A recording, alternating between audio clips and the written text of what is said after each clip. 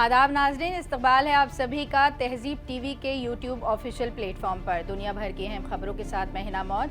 चलिए खबरों की शुरुआत करते हैं। कनाडा के वजीर आजम मार्क कार्नी ने कहा है कि कनाडा सितंबर में फिलिस्तीनी रियासत को तस्लीम करने का इरादा रखता है, जिससे वो हालिया दिनों में ऐसा ऐलान करने वाला तीसरा G7 मुल्क बन गया है। कार्नी ने कहा कि यह कदम जमहूरी इस्लाहात पर मुनहसर होगा, जिसमें फिलिस्तीनी अथॉरिटी का अगला साल बिना हमास के इंतखाबात करना शामिल है। उनका बयान यूके के ऐलान के एक दिन बाद आया है, जिसमें कहा गया है कि अगर इसराइल ने जंगबंदी और दीगर शराइत से इत्तेफाक नहीं किया तो सितंबर में फिलिस्तीनी रियासत को तस्लीम कर लिया जाएगा। फ्रांस ने भी हफ्ते भर पहले इसी तरह का प्लान पेश किया था। इजराइल की खारजा वजारत ने कनाडा के इस ऐलान को मुस्तरद करते हुए इसे हमास के लिए इनाम करार दिया। ज्यादातर ममालिक यानी 193 में से 147 UN के रुकन मुल्क फिलिस्तीनी रियासत को तस्लीम कर चुके हैं। कार्नी ने कहा कि कनाडा आइंदा UN जनरल असेंबली में फिलिस्तीन को औपचारिक तौर पर तस्लीम करेगा। उन्होंने मकबूजा पश्चिमी किनारे में इजरायली बस्तियों के तोसी और गजा में बदतरीन होते इंसानी सूरत हाल और 7 अक्टूबर 2023 को हमास के हमलों को इस पॉलिसी तब्दीली के बुनियादी असबाब बताया। गजा में इंसानी तकलीफ की सतह नाकाबिले बर्दाश्त है और ये तेजी से बिगड़ रही है।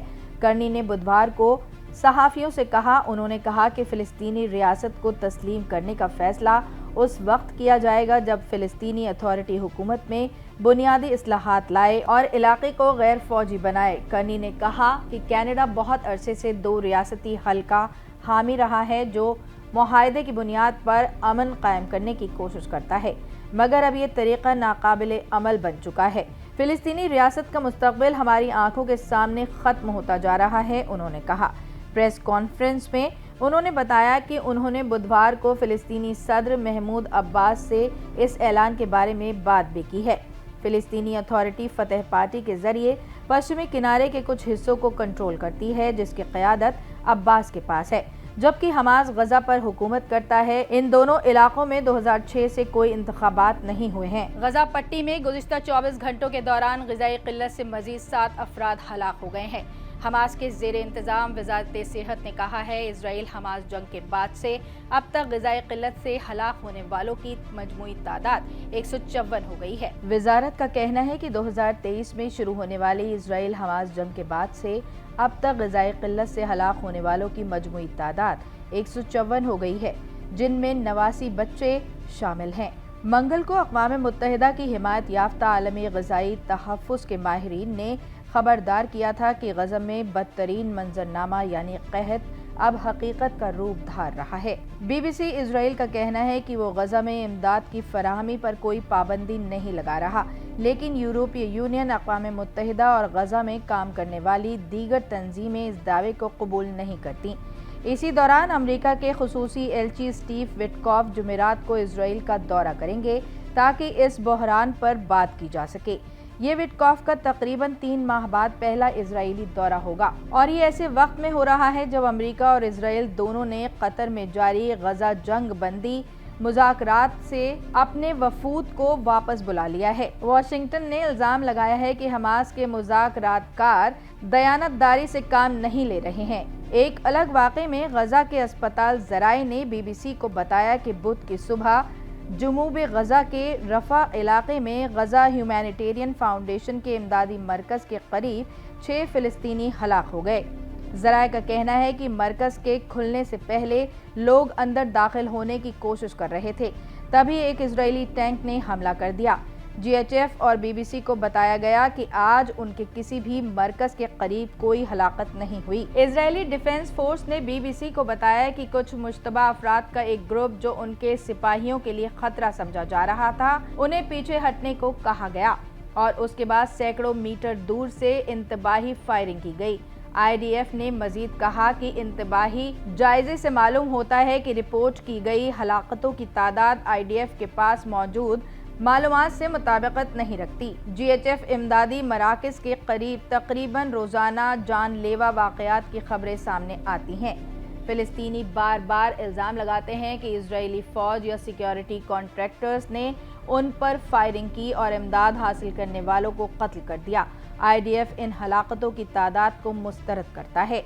بدھ کو بعد میں حماس کے زیر انتظام وزارت صحت نے کہا کہ گزشتہ 24 گھنٹوں میں 103 افراد ہلاک ہوئے اور ایک لاش ملبے سے نکالی گئی۔ وزارت کے مطابق ہلاک ہونے والوں میں 60 ایسے افراد تھے جو امداد لینے گئے تھے۔ ان کے علاوہ فلسطینی ریڈ کریسنٹ سوسائٹی نے بدھ کی شام بتایا کہ 2 اسپتالوں میں 6 لاشیں لائی گئیں جو زخیم علاقے میں امداد کے انتظار میں کھڑے افراد سے متعلق واقعے میں ہلاک ہوئے تھے۔ PRCS نے مزید بتایا کہ انہی اسپتالوں میں 274 زخمیوں کا بھی علاج کیا جا رہا ہے جو اسی واقعے میں زخمی ہوئے، تاہم اس بارے میں مزید تفصیلات فراہم نہیں کی گئیں۔ یوکرینی دارالحکومت کوی میں ایک روسی ڈرون حملے میں کم از کم 4 افراد ہلاک ہو گئے۔ روسی ڈرون کو مار گرائے جانے کے بعد اس کا ملبہ ایک گیراج کوآپریٹو کے قریب گرا، جس سے ایک 3 منزلہ رہائشی عمارت میں گیس پائپ میں آگ بھڑک اٹھی اور حملے میں 3 فوجی ہلاک اور 18 زخمی ہو گئے۔ یوکرین کی ریاستی ایمرجنسی سروس کے مطابق روسی افواج نے جنوبی یوکرین کے زاپوریزا علاقے کے شہر اوریکھیو میں آگ بجھانے والے ایمرجنسی کارکنوں پر گولہ باری کی، جو آگ بجھانے کے فوراً بعد موجود تھے۔ اس حملے میں کوئی زخمی نہیں ہوا۔ یوکرین کی داخلی سلامتی ایجنسی نے ایک فضائیہ کے میجر رینک کے افسر کو حراست میں لیا ہے، جس پر الزام ہے کہ وہ روس کے لیے جاسوسی کر رہا تھا۔ اس پر قیمتی مغربی عطا شدہ F-16 اور میراج 2000 لڑاکا طیاروں کے مقامات اور ان پر حملے کے طریقے فراہم کرنے کا الزام ہے۔ یوکرینی صدر ولادیمیر زیلنسکی نے کہا ہے کہ انہوں نے امریکہ کے ساتھ ایک بڑے ہتھیاروں کے معاہدے کے کلیدی اصولوں کی منظوری دی ہے۔ انہوں نے اپنے شام کے ویڈیو خطاب میں کہا، یہ بڑے پیمانے پر معاہدے ہیں جن پر میری صدر ڈونلڈ ٹرمپ سے بات چیت ہوئی ہے اور میں امید کرتا ہوں کہ ہم انہیں مکمل طور پر نافذ کر سکیں گے۔ انہوں نے مزید تفصیلات فراہم نہیں کی۔ اطالوی حکومت نے کہا ہے کہ اس نے ماسکو میں تعینات روسی سفیر کو طلب کیا ہے تاکہ احتجاج درج کرایا جا سکے کہ روس میں اطالوی صدر سرجیو ماتاریلا کا نام ان مغربی رہنماؤں کی فہرست میں شامل کیا ہے جن پر ماسکو نے روس مخالف جذبات رکھنے کا الزام لگایا ہے۔ ماسکو نے کہا ہے کہ وہ صدر ٹرمپ کی تازہ ترین دھمکی ہے کہ اگر روس نے چند دنوں میں یوکرین میں جنگ ختم نہ کی تو اس پر نئی پابندیاں عائد کی جائیں گی۔ ہم ان پر مسلسل نظر رکھے ہوئے ہیں۔ حالانکہ روس نے کہا ہے کہ وہ ان معاشی اقدامات کے خلاف مزاحمت پیدا کر چکا ہے کیونکہ اسے ان کا طویل تجربہ ہے۔ یوکرین نے جنوبی علاقوں میں سورج مکھی سمیت دیگر فصلوں کو ایک بڑے ٹڈی دل حملے سے خطرہ لاحق ہے۔ حکام اور کسانوں کا کہنا ہے کہ روسی حملے کی وجہ سے فرنٹ لائن کے قریب روایتی طریقے استعمال کرنا ناممکن ہو گیا ہے، جس کی وجہ سے یہ صورتحال پیدا ہوئی ہے۔ GCHR کی رپورٹ میں بھارت کا حوالہ دیتے ہوئے کہا گیا ہے کہ بھارت ساکشی سکھ فار جسٹس سے متعلق ہے، جو ایک فلسطینی حمایتی تنظیم ہے اور جسے بھارت کے UAPA قانون کے تحت غیر قانونی تنظیم قرار دیا گیا ہے۔ امریکی صدر ڈونلڈ ٹرمپ کے ذریعے بھارت پر 25% ٹیرف اور جرمانہ لگائے جانے کے بعد برٹین نے بھی ایک بڑا جھٹکا دیا ہے۔ برٹش پارلیمنٹری کمیٹی نے بدھوار کو آگاہ کیا کہ ودیشی حکومتیں برٹین میں افراد اور کمیونسٹ کو خاموش کرانے اور ڈرانے دھمکانے کی کوششوں میں تیزی سے آگے بڑھ رہی ہیں۔ برٹین کی متحد حقوق انسانی کمیٹی نے برٹین میں انٹرنیشنل دباؤ رپورٹ میں بھارت کو بھی ان 12 ممالک کی فہرست میں شامل کیا ہے جن کے خلاف انترراشٹریہ دمن کے ثبوت ملے ہیں۔ فی الحال بھارت کی طرف سے اس رپورٹ پر فوراً کوئی تبصرہ نہیں کیا گیا ہے۔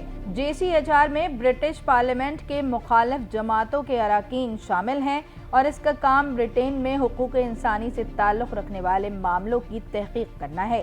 رپورٹ میں دعویٰ کیا گیا ہے کہ کمیٹی کو قابل اعتماد ثبوت ملے ہیں کہ کئی ممالک برٹین کی سرزمین پر اس طرح کی دباؤ ڈالنے والی سرگرمیوں میں ملوث رہے ہیں جن کا ہدف بنے افراد پر گہرا اثر پڑا ہے، ان میں خوف پیدا ہوا ہے، ان کی اظہار اور حرکت کی آزادی کو محدود کیا گیا ہے اور ان کی حفاظت کا احساس کمزور ہوا ہے۔ رپورٹ میں دعویٰ کیا گیا ہے کہ ملک کی سیکیورٹی ایجنسی M15 کے ذریعے کیے جا رہے ان معاملوں کی جانچ میں 2022 سے 48% اضافہ ہوا ہے۔ رپورٹ میں کہا گیا ہے، ہماری تحریک میں ایسے ثبوت ملے ہیں جن سے پتہ چلتا ہے کہ کئی ممالک نے برٹین کی سرزمین پر TNR سرگرمیاں چلائیں۔ ان ثبوتوں میں بحرین، چین، مصر، ایریٹریا، بھارت، ایران، پاکستان، روس، روانڈا، सऊदी अरब, तुर्की और मुत्तहिदा अरब अमीरात पर ब्रिटेन में TNR सरगर्मियां अंजाम देने का इल्जाम लगाया है। TCHR की रिपोर्ट में भारत का हवाला देते हुए कहा गया है कि भारत के खिलाफ जो सबूत मिले हैं वो सिक्स फॉर जस्टिस से जुड़े हैं, जो एक खालिस्तानी हमदर्द तंजीम है और जिसे भारत में UAPA कानून के तहत गैर कानूनी करार दिया था। रिपोर्ट में ये भी दावा किया गया है कि उसे मुखालिफ ममालिक के रवैयों से मुताल्लिक भी ऐसे सबूत मिले हैं जिन पर इंटरपोल निज़ाम के मुजम्मिल इस्तेहसाल यानी सिस्टमैटिक मिसयूज में शामिल होने के इल्जामात हैं। जंगज़दा सूडान की रियासत मशरक़ी दारफूर के एक बेघर अफराद के कैंप में खुराक की शदीद किल्लत के बायस गुज़िश्ता माह 13 बच्चे हलाक हो गए। तिब्बी माहिरीन ने बताया है सूडान डॉक्टर्स नेटवर्क, जो एक पेशेवर तंजीम है और जिसके अरकान लागवा कैंप के अंदर खिदमत अंजाम दे रहे हैं, उन्होंने इंसानी हालात की बिगड़ती हुई सूरत हाल और बड़े पैमाने पर ग़िज़ाई किल्लत की इत्तला दी है। ये बहरान 27 माह तवील खाना जंगी की वजह से पैदा हुआ है, जिसने मुल्क को तबाह करके रख दिया है। ये कैंप मशरक़ी दारफूर के दारुल हुकूमत अल-ज़ाइन शहर में वाक़े है, जहाँ कम अज़ कम 7,000 अफराद मुकीम हैं और मुसल्लह ग्रुपों के बार बार हमलों का सामना कर रहे हैं। कहत पहली बार गुज़िश्ता साल सूडान के मगरिबी इलाके दारफूर में एक कैंप में सामने आया था और अब ये दीगर इलाकों में भी फैल चुका है।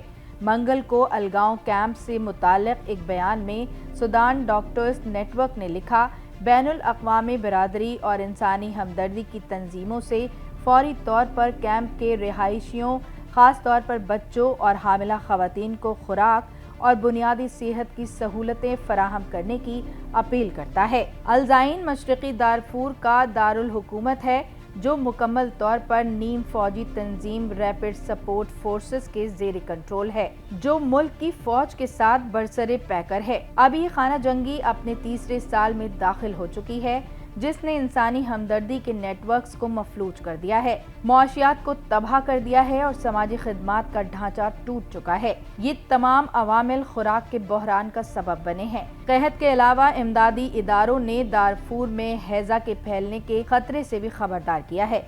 अक़वाम मुत्तहिदा के मुताबिक पानी और निकास के आब की सहूलतों के निज़ाम के टूटने और वैक्सीनेशन की कम शरह ने हैजा के फैलाव के खतरे में इजाफा कर दिया है। सूडान में खाना जंगी का आगाज अप्रैल 2023 में उस वक्त हुआ जब फौज और RSF के दरमियान ताकत की शदीद कशमकश छिड़ गई।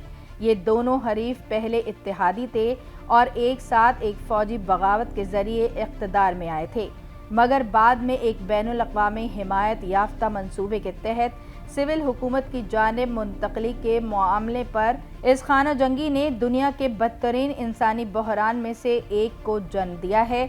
दसों हज़ार शहरियों की हलाकत हो चुकी है। 1 करोड़ 20 लाख से ज़्यादा अफराद को अपने घर छोड़ने पर मजबूर किया गया और तकरीबन 10 लाख अफराद कहत का सामना कर रहे हैं। आईवी लीग यूनिवर्सिटी को दोबारा वफाकी फंड्स मिलेंगे। अमरीकी सरकार नस्ल परस्ती और यहूदी मुखालिफ इल्ज़ामात की 3 जांचें बंद करेगी और यूनिवर्सिटी ने अमरीकी सदर डोनाल्ड ट्रंप के सियासी एजेंडे के मुताबिक कई रियासतें देने पर भी रजामंदी जाहिर की है। वाशिंगटन में वाक़े ब्राउन यूनिवर्सिटी ने ट्रंप इंतजामिया के साथ एक समझौते के तहत रोड आइलैंड की वक्फ फोर्स डेवलपमेंट तंजीमों को $50 मिलियन अदा करने पर रजामंदी जाहिर की है, जिसके बदले में उसे अमेरिका की तरफ से रोके गए वफाकी फंड्स दोबारा मिल जाएंगे और उसके खिलाफ यहूदी दुश्मनी और नस्ल परस्ती के आरोपों से जुड़ी 3 जांचें खत्म कर दी जाएंगी। हुक्काम ने बुधवार को बताया, यूनिवर्सिटी ने सदर डोनाल्ड ट्रंप के सियासी एजेंडे के मुताबिक कई रियायतें देने पर भी रजामंदी जाहिर की है। मिसाल के तौर पर ब्राउन हुकूमत की तरफ से तय किया गया मर्द और औरत दोनों के हुकूक को तस्लीम किया जाएगा और दाखिले के अमल में नस्ल की बुनियाद पर किसी भी किस्म का इम्तियाज नहीं बरता जाएगा। ब्राउन यूनिवर्सिटी की सदर क्रिस्टीना एच पैक्सन ने कहा कि इस समझौते के जरिए ब्राउन की तालीमी खुदमुख्तारी महफूज रखी गई है। समझौते की शर्तों में एक धारा शामिल है जो सरकार को ब्राउन के निसाब या तालीमी इजहार के मवाद में दखल देने से रोकती है। हुकूमत के साथ बातचीत के दौरान हमारी सबसे बड़ी तरजीह यही रही है कि हम अपने तालीमी मिशन, खास तौर से ब्राउन की कम्युनिटी के रूप में अपनी पहचान के साथ वफादार रहेंगे। یہ سمجھوتا آئیوی لیگ کی کسی یونیورسٹی اور ٹرمپ انتظامیہ کے بیچ ہوا تازہ سمجھوتا ہے، جس کے تحت ٹرمپ انتظامیہ فنڈز پر روک کا استعمال کرتے ہوئے ان کالجوں میں سدھار لانا چاہتے ہیں جنہیں ٹرمپ لبرل عزائم اور دشمنی سے بھرپور مانا جاتا ہے۔ انتظامیہ کی کوششوں کے خلاف بھی جانچیں شروع کی گئی ہیں۔ ان کا کہنا ہے کہ یہ قدم سفید فام اور ایشیائی امریکی طلبہ کے ساتھ بھید بھاؤ کرنے والوں کے خلاف ہے۔ ناظرین، آج کے لیے بس اتنا ہی۔ دیش دنیا کی اہم ترین خبروں کو مزید جاننے کے لیے ہمارے یوٹیوب چینل تہذیب ٹی وی آفیشیل کو لائک، شیئر اور سبسکرائب کریں۔ فی الحال مجھے دیجیے اجازت۔ آداب۔